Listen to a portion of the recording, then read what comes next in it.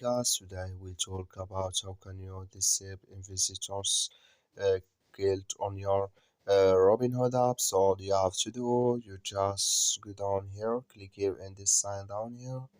When you click on this sign here, it's going to take you to your profile. Then all you have to do, just go above this sign, click on it.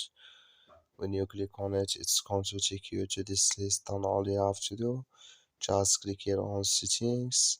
So then it's going to take you to next pair. Then you click here on notifications and messages.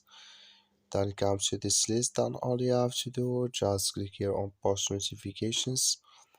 Then it's going to take you to this list. Then you go down here, just keep going down here. Then you click here on market updates here, market updates here, click on it. Then come to this list here. Then you come here to in visitors guild here, click in this sign of this color.